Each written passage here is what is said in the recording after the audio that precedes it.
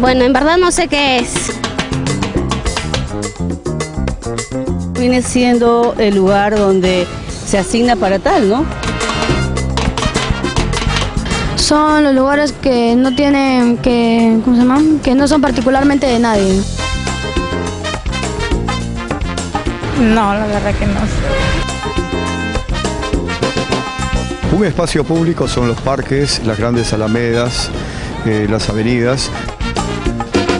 ¿Qué es el espacio público? Este es un concepto que utilizamos mucho en nuestro programa. ¿Por qué? Porque es la base para que cualquier ciudad pueda ofrecer a sus ciudadanos lugares de encuentro y de confluencia que sean agradables, caminables y que atiendan a sus necesidades y deseos.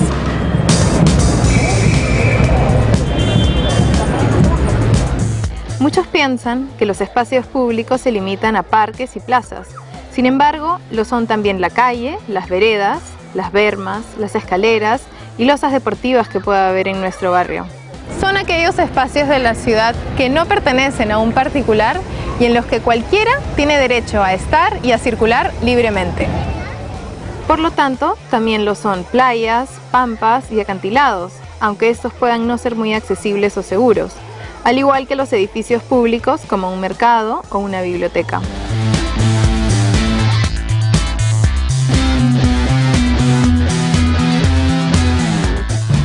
Las dimensiones que tiene un espacio público son muchas.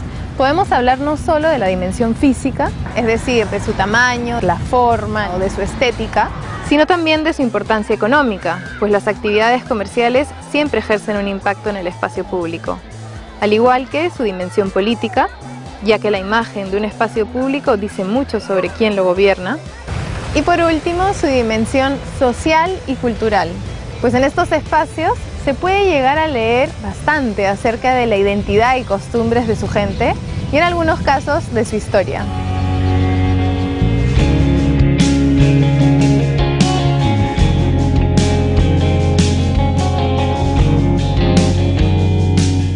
En este programa nos interesa hablar sobre los espacios públicos al aire libre, porque creemos que son los que más impactan en la calidad de vida ciudadana. Vamos a entender por qué unos espacios públicos funcionan y otros no. El trabajo de los profesionales que vamos a entrevistar a continuación nos invita a reflexionar y a cultivar nuestra propia opinión sobre los espacios públicos que nuestra ciudad o nuestro barrio necesita. Sin espacios públicos no se puede pensar en calidad de vida. Al igual que tener una idea clara de aquello con lo que no queremos convivir.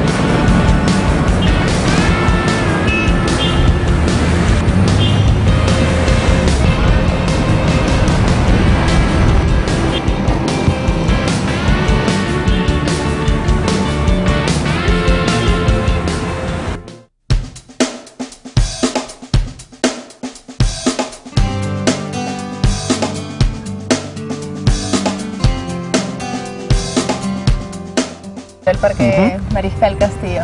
¿Por qué te parece que es un buen espacio público, que funciona? Si lo he escogido, no es porque sea un ejemplo extraordinario. Okay. Me parece un buen ejemplo de lo que debe ser un parque normal dentro de un barrio. Un parque no necesita demasiadas cosas para funcionar. Si algo nos hemos olvidado en los últimos años del Perú es hacer parques con árboles, bancas y lugares donde las personas puedan interactuar.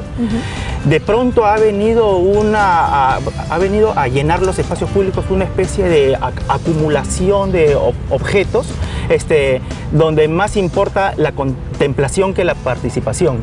Y un parque que milagrosamente se ha salvado de las rejas durante 50 años. Sí. Entonces, es tan simple como tener un espacio abierto, accesible por todos. El espacio público es lo que define una ciudad, es lo que articula a los ciudadanos. Y esto es un buen ejemplo de eso. Espacio público para mí es un lugar que en entrada no tiene restricción. Se puede considerar como un lugar, como un espacio público, los parques, las plazas y los edificios públicos. Por ejemplo, los hospitales. El espacio público para mí es es donde tú te puedes encontrar a las personas que nunca has conocido y que ya has conocido, porque estar en la casa es como estar siempre con familiares, amigos, familiares. A cambio, estar en espacios públicos es estar con demás personas y conocerlas más.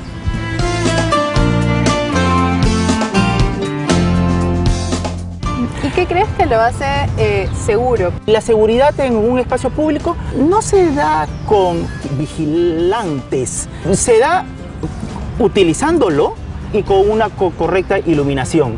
Así las rejas se vuelven innecesarias. Te das cuenta la especulación inmobiliaria que se ha comenzado a dar alrededor de este parque. Edificios de 15 pisos. Eso no es ni bueno ni malo, eso es inevitable. Pero para que veas que este parque también tiene un gran atractivo económico que ahora últimamente ha comenzado a aprovecharse, ¿no? Sí.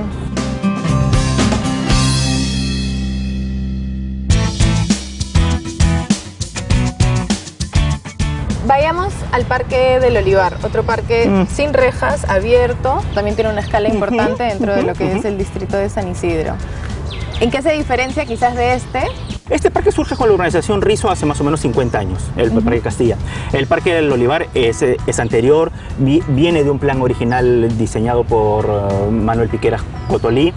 Es también parte de una propuesta urbana de lotes en esa zona de San Isidro, pero lotes dispersos en una gran área verde.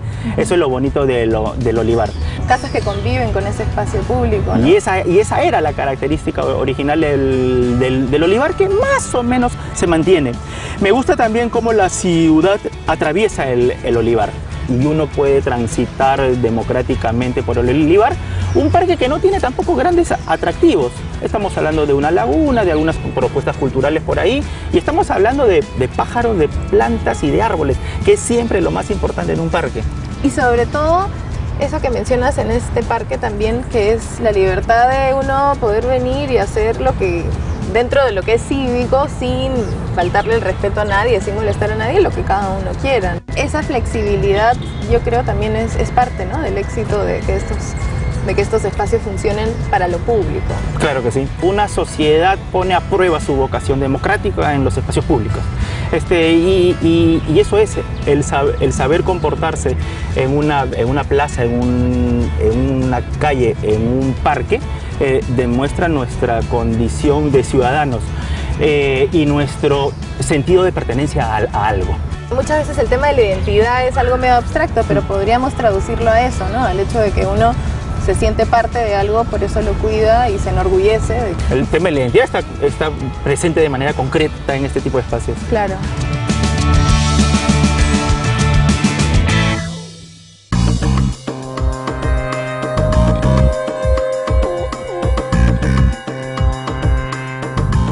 Vayamos al ejemplo que mencionas que quizás no es tan exitoso, ¿no? El Parque de la Reserva, ahora convertido en el circuito mágico de las aguas.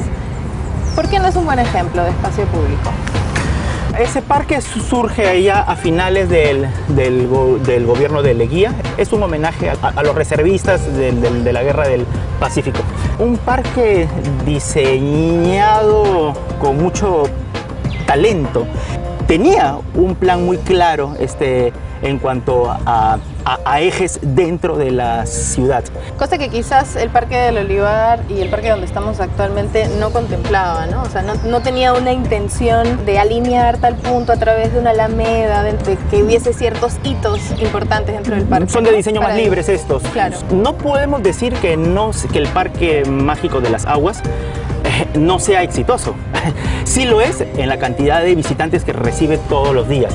Yo lo que estoy cuestionando allí es la condición de lo público. El haberse encerrado y el cobrarse una entrada y el tener un horario rígido lo transforma en otra cosa. Estamos hablando de un parque de atracciones. ¿Tú crees que el uso para el que fue concebido esa planificación del parque ha cambiado totalmente? Sí, claro, porque sobre todo en el diseño se traducía un compromiso con todo lo que lo rodeaba.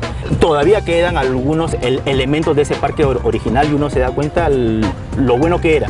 A eso se han sumado una serie de elementos. Que además quitan espacio verde, ¿no? Así es, sí, claro. Una propuesta que no está mal en la medida que es exitosa, pero que se equivocó el lugar. Y para hacer cosas así podían haber otros lugares más alejados o descampados dentro de la ciudad. A mí me da mucha pena que el peatón que pasa al costado del parque no logre ver nada en la medida que no pague una entrada. A muchísima gente le gusta, le encanta el Parque de las Aguas, llevan a todos sus familiares, a la gente que viene de fuera a visitarlo. ¿En qué posición nos deja a nosotros, a los arquitectos, que deberíamos de promover lo público, espacios que sí tengan identidad, donde haya flexibilidad para hacer lo que uno quiera? Porque claro, también en el Parque de las Aguas los usos están completamente controlados, ¿no? ¿Qué deberíamos de hacer como arquitectos? ¿A quién tenemos que satisfacer en ese caso si se nos pidiese ahora pues diseñar un nuevo parque? No solo podemos mencionar el Parque Mágico de las Aguas. En todo el Perú ha habido una especie de epidemia de plazas y placitas donde abundan los faroles, las rejas, las esculturas más insólitas. La escultura de la papa, del sombrero. Sí, recrean elementos populares que pueden ser muy interesantes y que nos sacuden de las viejas esculturas militares y religiosas. Claro. Eso puede estar bien, pero todo tiene un límite y todo depende. Todas esas plazas que los alcaldes construyen en todo el Perú, llenas de objetos, en realidad podrían tener menos cosas. Y una vez más, recordar que un parque y una plaza lo primero que necesita es sombra. Más importante es el espacio de la participación que el de la contemplación. Y el espacio público es siempre el espacio de la tolerancia por un lado y de los enfrentamientos inevitables. Es el espacio de la negociación. ¿Qué crees que se negocia en un espacio público? Primero, accesibilidad. ¿Quiénes y cómo pueden utilizar ese espacio público? Ojalá a nivel de todo el Perú pues se piense en estas cosas antes de hacer un nuevo espacio público, ¿no? Y algo más, espacio público, yo pienso automáticamente en calles, plazas y parques. Puedo también pensar en algunos edificios públicos. Se puede pensar ahora también en las redes sociales, es decir, espacios públicos virtuales. Y por último, puedo pensar en centros comerciales. La ciudad primero necesita de espacios abiertos y reales como accesibles por todos, y eso es, lo repito por última vez, la calle, la plaza y el parque.